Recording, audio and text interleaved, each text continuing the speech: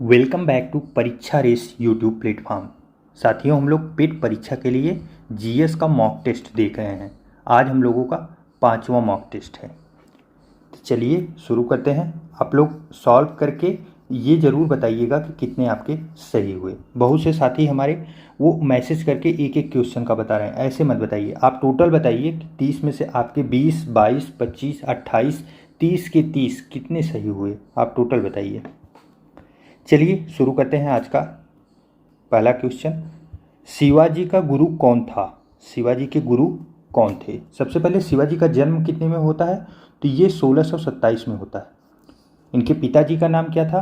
तो शाहजी भोसले। शाहजी भोसले और माता का नाम जीजाबाई था।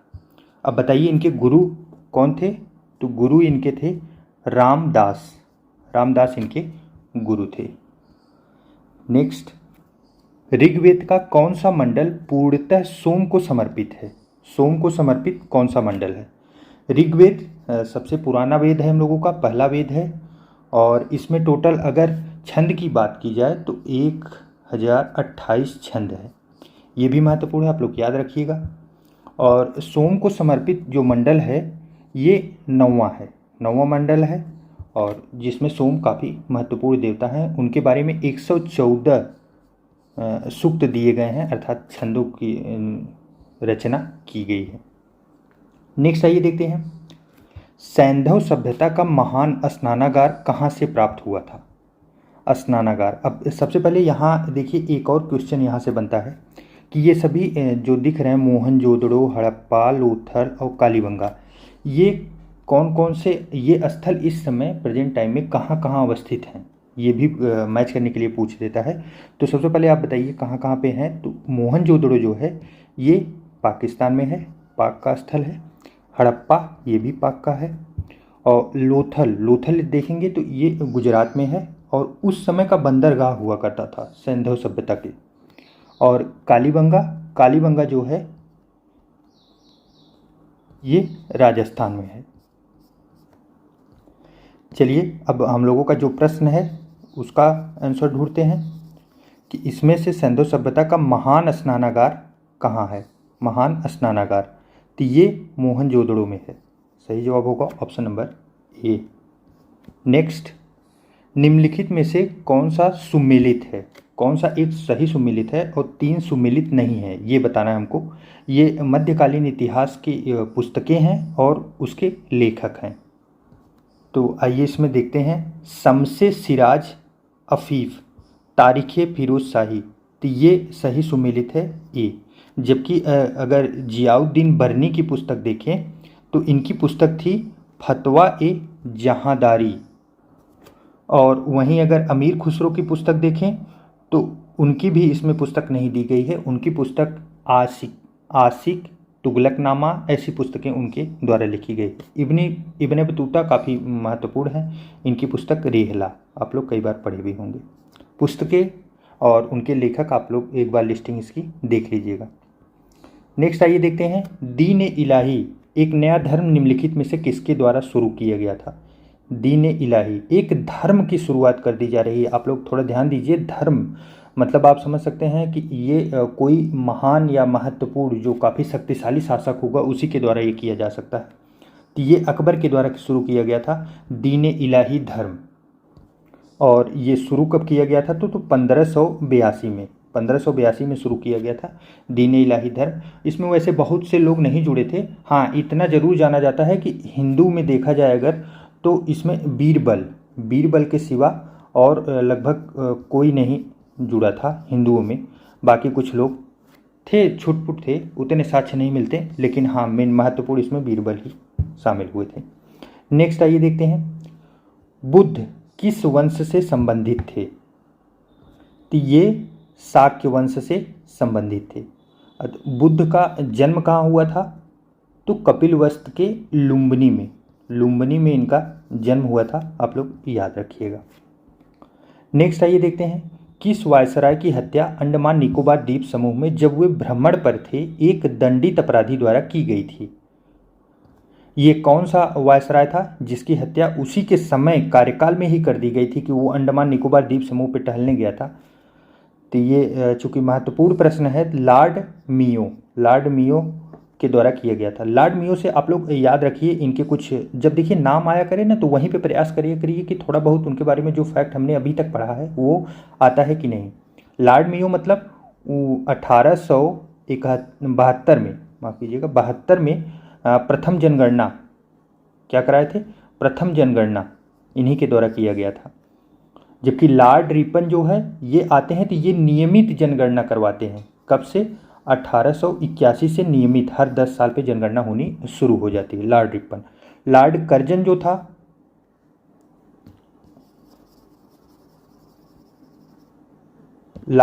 जो था, ये बंगाल विभाजन के लिए था।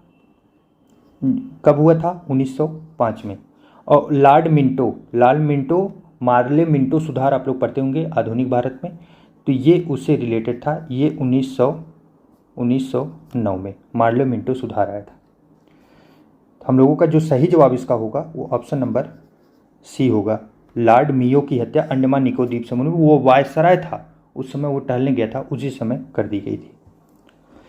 नेक्स्ट आइए देखते हैं, निम्न में से किसने निकास के सिद्धांत का प्रतिपादन किया था। निकास का सिद्धांत, इसको इंग्लिश में ड्रेन थियरी बोलते हैं, तो ये दादा भाई नौरोजी के द्वारा किया गया था। निकास का सिद्धांत का मतलब क्या हुआ, तो ये दादा भाई नौरोजी ही थे जो सबसे पहले वो बताए थे कि इंग्लैंड जो है यहाँ के सभी संसाधनों का इस्तेमाल करके पैसा इकट्ठा कर रहा है। मान लीजिए इंडिया में वो रह के अगर सपोज कर लेते हैं कि अगर 1000 रुपये बनाते हैं तो वो भारत के ऊपर जो खर्च कर रहे थे वो 100-200 ही खर्च कर रहे, 200-300, बाकी सभी पैसे को इस्तेमाल कहाँ कर रहे थे, वो इंग्लैंड भेज देते थे। तो ये चीज़ों पे सबसे पहला ध्यान दादाजी नौरोजी के गया था, तो उन्होंने अपनी एक थ्योरी दी थी निकास के सिद्धांत के द्वारा, उसी से ये क्वेश्चन बना है। नेक्स्ट आइए देखते हैं, निम्नलिखित में से कौन काकोरी कांड से संबंधित नहीं था। तो इसमें राम प्रसाद बिस्मिल्ला तो थे ही, राजेंद्र लाहिड़ी भी थे और अशफाक उल्ला भी थे। तो इसमें अगर कोई नहीं शामिल था तो वो सूर्यसेन थे। सूर्यसेन काकोरी कांड में शामिल नहीं थे। नेक्स्ट आइए देखते हैं, भारत छोड़ो आंदोलन के समय इंग्लैंड के प्रधानमंत्री कौन थे। तो भारत छोड़ो आंदोलन उस समय चर्चिल थे। वेस्टिन चर्चिल वहाँ के प्रधानमंत्री थे, पीएम थे। और भारत छोड़ो आंदोलन कब हुआ था, हमेशा याद रखिए डेट, 1942 में। नेक्स्ट आइए देखते हैं, निम्नलिखित में से कौन सा भारत में सबसे बड़ा नदी द्वीप है। कई बार आ चुका प्रश्न है, महत्वपूर्ण है। माजुली द्वीप जो है ये भारत में सबसे बड़ा नदी द्वीप है। भारत में ही नहीं, ये लगभग अगर विश्व में देखा जाए तो सबसे बड़ा नदी का द्वीप है, नदी में उपस्थित द्वीप है। और नदी कौन सी है अगर ये पूछा जाए तो सिंधु नदी जो आती है उसी के बीच में ये समझ लीजिए पूरा डिस्ट्रिक्ट बसा हुआ है। ये असम राज्य में उपस्थित है, असम में। नेक्स्ट आइए देखते हैं, सहारा अफ्रीका के किस हिस्से में स्थित है। आइए सबसे पहले हम लोग मैप देखते हैं। ये देखिए, ये टोटल अफ्रीका है, अफ्रीका का ऊपरी भाग है। और यहाँ पे देखिए ये जो विस्तृत है ये है सहारा ये कौन सा क्षेत्र है। आप कभी भी मैप पे देखते हैं तो आप देखिए सबसे ऊपर में उत्तरी होता है और नीचे दक्षिणी होता है, इधर पूर्वी होता है और इधर पश्चिमी होता है। तो सबसे ऊपर अवस्थित है इसलिए उत्तरी में है। अब इसमें कौन कौन से देश हैं हम लोग ये भी थोड़ा सा देख लेते हैं। अल्जीरिया, मोरक्को का थोड़ा सा भाग देखिए इसमें है, फिर ट्यूनीशिया का थोड़ा सा भाग है, टोटल लीबिया है, इजिप्ट, सूडान, चाड, नाइजर, माली और माउंटेनिया और वेस्टर्न सहारा, इतने देश इसमें उपस्थित है। थोड़ा सा इरिट्रिया का भी पार्ट इसमें समाहित है। अब इस प्रश्न का जवाब दीजिए, सहारा अफ्रीका के किस हिस्से में स्थित है, तो उत्तरी हिस्से में अवस्थित है। नेक्स्ट आइए देखते हैं, दुनिया की सबसे ऊंची चोटी माउंट एवरेस्ट का नेपाल में लोकप्रिय नाम क्या है। मित्रों इस मैप को मैं इस पीडीएफ पे यहीं लगा दे रहा हूँ, आप लोग टेलीग्राम से इसे डाउनलोड कर लीजिएगा, वहाँ पे एक बार फिर आप अच्छे से इसे देख लीजिएगा, आपको याद हो जाएगा। और यहाँ पे पूछा गया है दुनिया की सबसे ऊंची चोटी माउंट एवरेस्ट का नेपाल में क्या नाम है, लोकप्रिय नाम है तो नेपाल में इसको सागर माथा के नाम से जाना जाता है। अब रही बात अगर माउंट एवरेस्ट की, तो उसकी हाइट याद होना चाहिए हम लोगों को 8,848.86, 86, माफ कीजिएगा 86 मीटर ऊंची है। मीटर की बात की जा रही है। मीटर मतलब आप समझ 8,000 से शुरू होती है, 8 किलोमीटर हाइट है। आप अंदाज़ा लगाइए, कहीं अगर आप खड़े हों और ऊपर देख रहे हो 8 किलोमीटर हाइट तक सिर्फ पहाड़ी हो, तो आप सोचिए कितनी ऊंची हाइट होती। चलिए नेक्स्ट देखते हैं, गंगा डेल्टा के मैंग्रोव वनों को क्या कहा जाता है।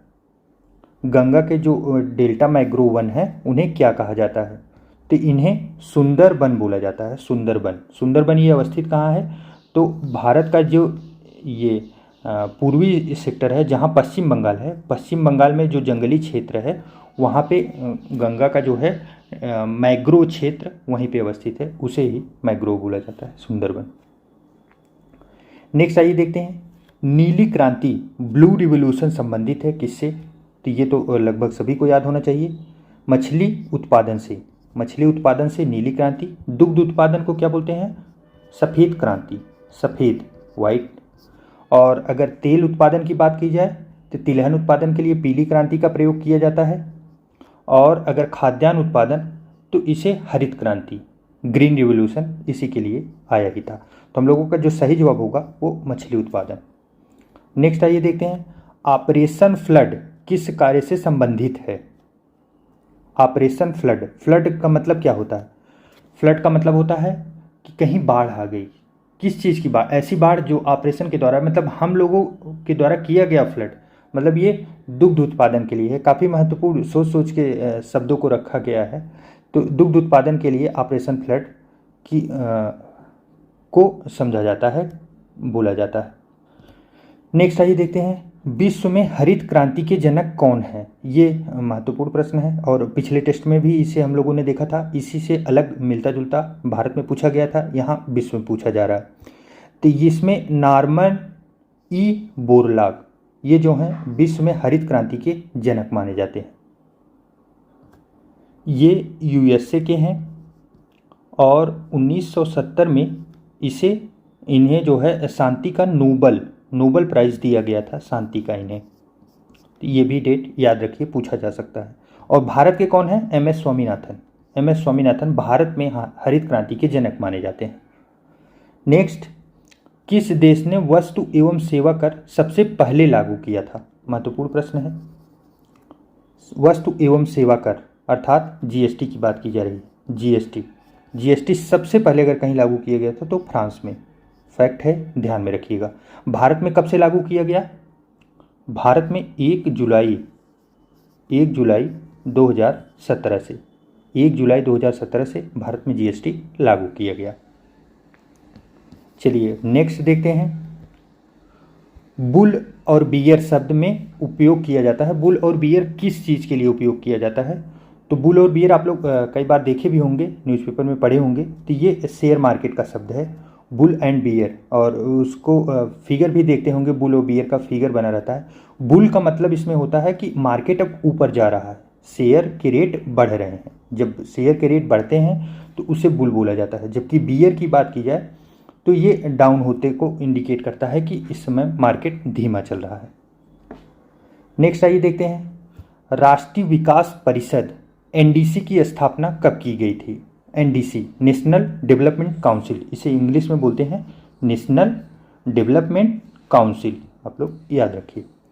इसकी स्थापना कब होती है, 1952 में, 1952 में। सही जवाब इसका होगा 1952 में इसकी स्थापना होती है। इसका कार्य क्या है, इसका कार्य ये है कि भारत में विकास के लिए जो योजनाएं बनाई जाती हैं विभिन्न प्रकार की, उसमें राज्य जो है वो पार्टिसिपेट करें, राज्यों की भागीदारी उसमें सुनिश्चित किया जा सके, वो साथ रह के चलें, इसीलिए इसकी एनडीसी की स्थापना होती है। नेक्स्ट आइए देखते हैं, 11 दिसंबर 1946 को किसे संविधान सभा का अस्थायी अध्यक्ष चुना गया था। देखिए, सबसे पहले जो संविधान सभा की पहली बैठक होती है वो होती है 9 दिसंबर 1946 को। अब जब पहली बैठक होती है तो उसमें सभी लोग पार्टिसिपेट होते हैं। ये होता है कि इसमें अध्यक्ष किसे बनाया जाए, तो अस्थायी तौर पे सबसे पहले सच्चिदानंद सिन्हा को सबसे पहले बैठा दिया जाता है। क्यों? क्योंकि ये सबसे कहते नहीं बुजुर्ग थे, सबसे उम्रदराज थे, काफ़ी उम्र थी इनकी, तो इनको ससम्मान से सबसे पहले सीट पे बैठाया जाता है कि आप सबसे बड़े हैं हम लोगों से, आप ही इसकी अध्यक्ष की कुर्सी पे बैठिए। तो ये अस्थायी थे। उसके बाद फिर अस्थायी के लिए चुनाव होता है, जो चुनाव होता है सभी प्रक्रिया के द्वारा। फिर प्रक्रिया से सबसे पहले जो निकल के आते हैं तो वो 11 दिसंबर को 9 से देखिए 11, 9, 10, 11 3 दिन के अंदर फिर किसको बैठा जाता है? तो डॉक्टर राजेंद्र प्रसाद को अस्थायी अध्यक्ष बनाया जाता है संविधान सभा का। तो दोनों पूछा जाता है, ये अस्थायी हैं, अस्थायी सच्चिदानंद सिन्हा और अस्थायी जो हैं डॉक्टर राजेंद्र प्रसाद थे। राजेंद्र प्रसाद फिर बाद में जाके भारत के प्रथम राष्ट्रपति भी बनते हैं। तो ये आप लोग विशेष करके ध्यान रखिएगा। हम लोगों का जो सही जवाब होगा वो ऑप्शन नंबर बी होगा, क्योंकि 11 दिसंबर 1946 को अस्थायी पूछा गया। नेक्स्ट आइए देखते हैं, भारतीय संविधान की आत्मा किसे कहा गया है? देखिए इस प्रश्न में एक छोटा सा ट्रिक है, भारतीय संविधान की आत्मा किसे कहा गया है। तो अगर ऐसा सीधा सीधा प्रश्न आता है तो ये होगा ऑप्शन नंबर डी, प्रस्तावना को। लेकिन अगर ये पूछ लिया जाए अंबेडकर जी के द्वारा भारतीय संविधान की आत्मा किसे कहा गया है, तब हो जाएगा संवैधानिक उपचारों का अधिकार। ऐसा क्यों है? क्योंकि अंबेडकर जी सिर्फ इसी को मानते थे कि जो सुप्रीम कोर्ट के पास ये पावर है कि वो अगर कोई आपके मौलिक अधिकार पे हनन कर ले या अपना कार्य नहीं कर रहा है उसके ऊपर अगर कोई दबाव बनाए, तो उसके लिए जो सुप्रीम कोर्ट कार्य कर रहा था उसके लिए उन्होंने बताया था कि मेरे हिसाब से संविधान की आत्मा ये है। तो अगर सिर्फ अंबेडकर जी की बात की जाए, पूछा जाए, तब तो आप ध्यान रखिएगा संवैधानिक उपचारों का अधिकार होगा। लेकिन अगर सीधा पूछा जाता है भारतीय संविधान की आत्मा किसे कहा गया है, तो ये प्रस्तावना होगा, आप लोग ध्यान रखिएगा। नेक्स्ट आइए देखते हैं, भारत के राष्ट्रपति के निर्वाचन के लिए न्यूनतम निर्धारित आयु कितनी है? सबसे पहले नीचे से शुरू करते हैं। मत देने की आयु, अर्थात जब हम लोग वोटिंग करते हैं, वोट देने वाले लोगों की आयु कितनी होती है? 18 वर्ष से शुरू होता है, 18 वर्ष से वो वोट देते हैं। 21 वर्ष प्रधान बनने की, ग्राम प्रधान बनने की कई बार आ चुका है, याद रखिएगा। उसके बाद फिर इसमें दिया नहीं है 25 वर्ष आपके लोकसभा के मेंबर बनने के लिए आपको चुनाव जो लड़ते हैं, अर्थात आप वहाँ से डायरेक्ट पीएम और सीएम भी बन सकते हैं 25 वर्ष की उम्र में, अगर आप लगातार जीत गए, आपकी पार्टी इतनी स्ट्रांग है तो। मिनिमम एज 25 है। जबकि अगर यहाँ पे बात किसकी की जा रही है? राष्ट्रपति के निर्वाचन की। इसमें बात राष्ट्रपति जी के निर्वाचन की हो रही है। तो राष्ट्रपति के निर्वाचन की न्यूनतम आयु जो है वो अब 35 वर्ष है। ये कौन से अनुच्छेद में है? तो अनुच्छेद 58, अनुच्छेद जो है वो 58 में इसका जिक्र किया गया है। और 30 वर्ष जो है ये राज्यसभा के मेंबर बनने के लिए 30 वर्ष इसका निर्धारित है। तो हम लोगों का जो सही जवाब होगा वो होगा 35 वर्ष। आप लोग ध्यान रखिएगा, इसको लिस्ट बना के आप नोट कर लीजिएगा कहीं। राज्यसभा के लिए नामित निर्वाचित प्रथम फिल्म अभिनेत्री कौन सी थी? देखने में तो ऐसा लग रहा है कि ऐसे प्रश्न की ज़रूरत क्या है, लेकिन यकीन मानिए यूपी में ऐसे भी प्रश्न आते हैं। कौन सी फिल्म अभिनेत्री राज्यसभा में पहुंच गई, कौन सी नहीं पहुंची। अब आप सोचिए ये पहली कौन सी थी, ऐसे भी प्रश्न आते हैं, बराबर आते हैं, इसीलिए ये प्रश्न इसमें समाहित किया गया है। तो पहली जो थी वो नरगिस दत्त थी, नरगिस दत्त। नेक्स्ट आइए देखते हैं, लोक लेखा समिति अपनी वार्षिक रिपोर्ट किसे पेश करता है? देखिए ये समिति जो है लोक लेखा समिति, टोटल इसमें मेंबर कितने होते हैं? 22। और 22 मेंबर जो इसमें होते हैं, 15 जो है लोकसभा से होते हैं, लोकसभा, और जो बचे 7 जो है ये राज्यसभा से होते हैं। उसके बाद ये प्रतिवेदन जांच किसकी करता है? तो सीएजी, नियंत्रक महालेखक परीक्षक के प्रतिवेदन जो वो कार्य देते हैं, जिसकी जांच वो करने के लिए बताते हैं, वो उसी की जांच किया जाता है। उस जांच को करने के बाद ये अपनी रिपोर्ट, देखिए सबसे बड़ी बॉडी, आप ध्यान दीजिए इसमें ज़्यादा मेंबर किसके हैं? लोकसभा के हैं। तो सीधी सी बात है, ये किसको देगा अपनी रिपोर्ट? ये लोकसभा को देगा। नेक्स्ट आइए देखते हैं, वाहन चालन हेतु पश्च दृश्य दर्पण कौन सा होता है? जो मतलब हम लोगों की गाड़ी के पीछे जो दर्पण लगा होता है पीछे देखने के लिए, वो कौन सा होता है? तो उसमें लगा जो दर्पण होता है उत्तल लेंस, उत्तल दर्पण। उत्तल क्यों, अवतल क्यों नहीं? उत्तल में असल में देखिए किसी एक छोटे से मिरर में ज़्यादा चीज़ों को दिखाने के लिए छोटे छोटे चित्र बहुत ढेर सारे बनेंगे, ये उत्तल लेंस में होता है। अवतल लेंस बड़ा प्रतिबिंब बनाता है, जैसे वो लेंस वगैरह में इस्तेमाल होता है अवतल लेंस। तो अगर अवतल लेंस लगा रहेगा तो ज़्यादा चीज़ें नहीं दिखेंगी, छोटी कम चीज़ें ही उसमें समाहित हो पाएंगी, इसलिए वाहन में ये प्रयोग होता है। जबकि अवतल लेंस आपके मुंह के डॉक्टर वोक्टर जो इस्तेमाल करते हैं, छोटी वस्तुओं को देखने के लिए प्रयोग किया जाता है, तो वहाँ अवतल।